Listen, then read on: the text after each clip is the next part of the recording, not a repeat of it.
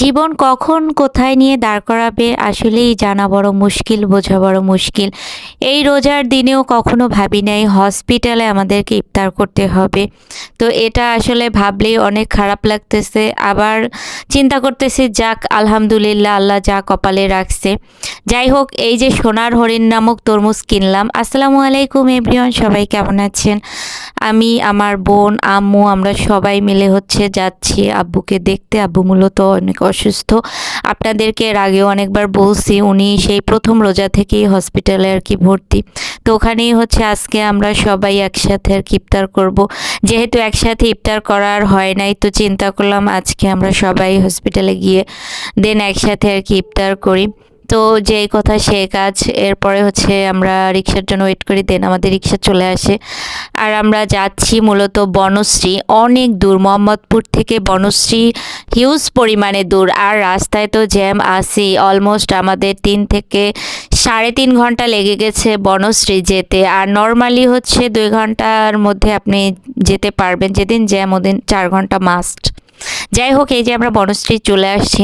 আর এখানে মেরাদিয়া বাজার আর কি, ওই বাজারে বিভিন্ন ধরনের মাছ পাওয়া যায়। মাছ দেখলে আমার আবার একটু দাঁড়াইতে মন চায়, মানে মাছ দেখলে আমার ভাল লাগে। যদিও আমি ইলিশ মাছ আর চিংড়ি মাছের বেশি পছন্দ করি, তারপরও জীবন্ত মাছ দেখলে ভালো লাগে। এই যে সেই হসপিটাল।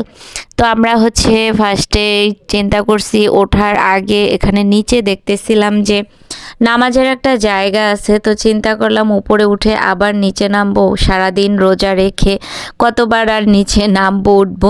তো পাশেই যেহেতু আর কি ওঠার সময় দেখতেছি নামাজের স্থান লেখাতে, এখান থেকে আসরের নামাজটা পড়ে দেন উপরে যাই।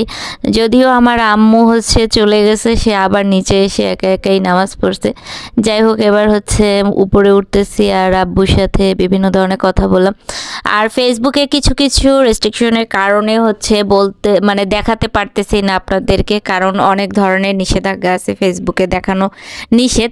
বাই দা ওয়ে এইখানে দাঁড়াই দাঁড়াই অনেক কিছু ভাবতেছিলাম যে জীবন কোথায় কাকে কখন নিয়ে যাবে, সেটাই আর কি ভাবতেছিলাম। তো ভাবতে ভাবতে দেখি যে ইফতারির টাইম হয়ে যাচ্ছে, এর জন্য আবার নিচে নেমে আসলাম।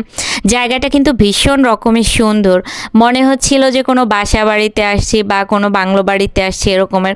চারোদিকে একদম সবুজ আর কিছুটা রবীন্দ্র সরোবরের লেক পাড়ে আসার মতন আর কি, ভালোই লাগতেছিল। তো এখানে দাঁড়াইয়ে একটু কিছুক্ষণ ছবিও তুললাম, প্লাস একটু দাঁড়াই দাঁড়াই দেখলাম আশেপাশটা। আসলে আশেপাশটা কিন্তু অনেক সুন্দর।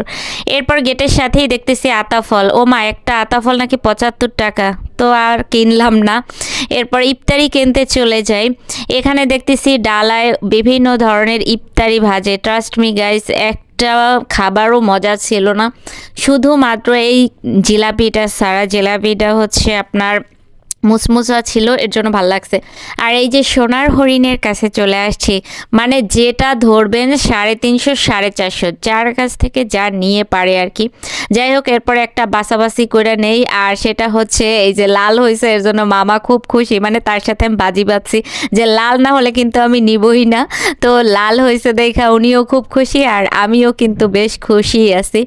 বাই দা ওয়ে ইফতারি টিফতারি নিয়ে দেন উপরে যাচ্ছি। আর ইফতারটা ফাঁকে করে নিচ্ছি, ওইটার ভিডিও করি নাই। এখন আমরা বাসার দিকে রওনা করছি, বাসায় চলে যাচ্ছি। তো ভিতরের অনেক কিছুই ক্লিপ নিতে পারিনি, কারণ অনেক কিছুই দেখানো যাচ্ছে না, এর জন্য। সবাই অবশ্যই আমার আব্বুর জন্য দোয়া করবেন আর আমাদের জন্য দোয়া করবেন। তো নেক্সট একটা ভিডিওতে আবার দেখা হয়ে যাবে ইনশাআল্লাহ। সবাই ভালো থাকেন, সুস্থ থাকেন, আল্লাহ হাফেজ।